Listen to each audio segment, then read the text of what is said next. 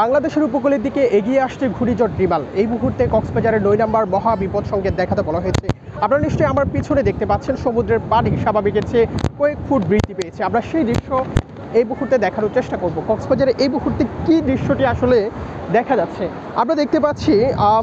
কক্সবাজারে একেবারে তপ্তরোদ, তবে সকালে গুটি গুটি বৃষ্টি হয়েছিল এবং এই মুহূর্তে একেবারে বৃষ্টি নেই বললে চলে। আমরা যে বিষয়টি জানতে পেরেছি কিছুক্ষণ আগে আবহাওয়ার 10 নম্বর বুলেটিনে বলা হয়েছে কক্সবাজারকে ৯ নম্বর বিপদ সংকেত দেখাতে বলা হয়েছে।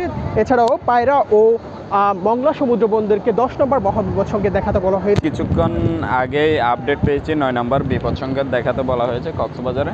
তো এই মুহূর্তে সমুদ্র সৈকতে অনেক পর্যটক, তো আমরা তৎপরতা চালাচ্ছি যাতে এই সময়টাতে যাতে কোনো কেউ পর্যটক পানিতে না নামে, এবং আমরা কিছুক্ষণের মধ্যে ট্যুরিস্ট পুলিশ বা এখানে জেলা প্রশাসন যারা বীজকর্মী আছে তাদের সাথে সমন্বিত করে আমরা বীজ থেকে একদম পর্যটকদেরকে তুলে দেওয়ার জন্য আমরা চেষ্টা করব। ঘূর্ণিঝড় রিমেল মোকাবেলায় কক্সবাজার জেলা প্রশাসনের পক্ষ থেকে আগাম প্রস্তুতি নেওয়া হয়েছে, প্রস্তুত করা হয়েছে ৩৬৮টি আশ্রয় কেন্দ্র।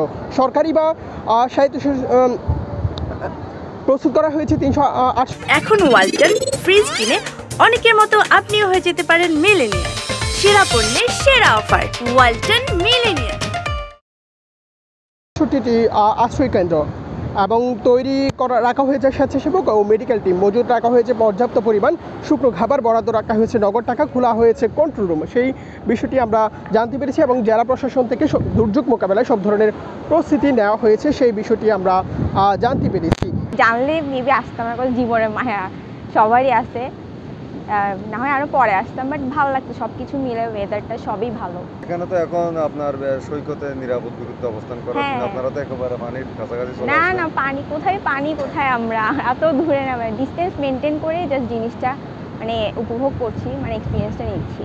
ওইভাবে কাছে গিয়ে নেওয়ার ওরকম ইচ্ছাটা নাই।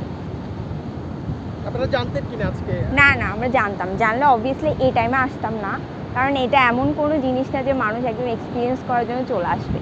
জাস্ট এখানে আসছি, জিনিসটা সাডেনলি হয়েছে, বাট হ্যাঁ জিনিসটা এক্সপিরিয়েন্স করতেছি। আমরা জানতাম না যে কক্সবাজারের এই ধরনের অবস্থা, এই ধরনের সিচুয়েশন একটা হবে, ক্রিয়েট হবে।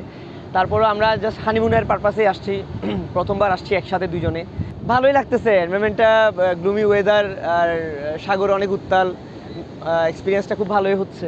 উত্তর পশ্চিম বঙ্গোপসাগর ও তৎসংলগ্ন এলাকায় অবস্থানরত ঘূর্ণিঝড় রিমাল উত্তর দিকে অগ্রসর ও ঘনীভূত হয়ে একই এলাকায় ঘূর্ণিঝড়ে পরিণত হয়েছে। এটি আজ ছয়টায় চট্টগ্রাম সমুদ্র বন্দর থেকে ৪০০ কিলোমিটার দক্ষিণ পশ্চিমে, কক্সবাজার সমুদ্র বন্দর থেকে ৩০০ কিলোমিটার দক্ষিণ পশ্চিমে, মংলা সমুদ্র বন্দর থেকে ৩৩০ কিলোমিটার দক্ষিণে এবং পায়রা সমুদ্র বন্দর থেকে ২৯৫ কিলোমিটার দক্ষিণে অবস্থান করছে। সেই তথ্যটি আমরা পেয়েছি হাওয়া দপ্তরের পূর্বাভাস অনুযায়ী।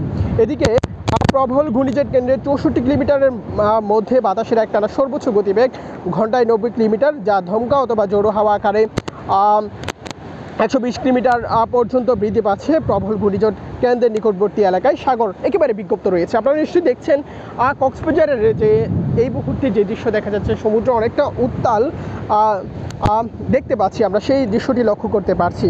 এবং যে বিষয়টি বলা হয়েছে এবং আবহাওয়ার 10 নম্বর বুলেটিনে যেটি বলা হয়েছে সেটি হচ্ছে কক্সবাজারে এই মুহূর্তে 9 নম্বর বিপদ সংকেত দেখাতে বলা হয়েছে, সেটি আমরা জানতে পেরেছি। এবং উপকূলে সব ধরনের মাছ ধরার যে ট্রলারগুলো রয়েছে সেগুলোকে পরবর্তী নির্দেশ না দেওয়া পর্যন্ত সাবধানে চলাচল করতে বলা হয়েছে। যদিও বা এখন মাছ ধরার ট্রলার বন্ধ রয়েছে 65 দিনের জন্য, সেহেতু মাছ ধরার ট্রলার সবগুলো উপকূলে আছে, সেহেতু তারা নিরাপদ স্থানে আছেন, সেটি হয়তো আমরা অনেকেই জানতে পেরেছি এবং আপনাদেরকে দেখানোর চেষ্টা করছি কক্সবাজারের যে সার্বিক পরিস্থিতি। এবং ঘূর্ণিঝড় রিমাল বাংলাদেশের উপকূলের দিকে এগিয়ে আসছে প্রবল গতিতে, সেই বিষয়টি আমরা জানতে পেরেছি এবং আপনাদেরকে দেখানোর চেষ্টা করছি কক্সবাজার থেকে এই মুহূর্তে যে দৃশ্য দেখা যাচ্ছে। এবং একেবারে কক্সবাজারের যে সার্বিক পরিস্থিতি সেটি যদি দেখাতে হয়, এই মুহূর্তে কক্সবাজারের চারিপাশ একেবারে উত্তাল হয়ে উঠছে, এখন তপ্তরোদ। তবে কিছু সময় মেঘের যে ঘনঘটা সেটি আমরা লক্ষ্য করতে পারছি, তবে রোদের যেই সূর্যের যে রাঙানি সেটি কিন্তু আমরা লক্ষ্য করতে পারছি এবং আপনাদেরকে দেখানোর চেষ্টা করছি কক্সবাজার সমুদ্র সৈকতের যে দৃশ্য। এবং এই মুহূর্তে লাল পতাকা টাঙানো হয়েছে, অর্থাৎ আমরা জানতে পেরেছি এই মুহূর্তে কক্সবাজারকে 9 নম্বর মহাবিপদ সংকেত দেখাতে বলা হয়েছে, সেই দৃশ্যটি আমরা আপনাদেরকে জানানোর চেষ্টা করছি।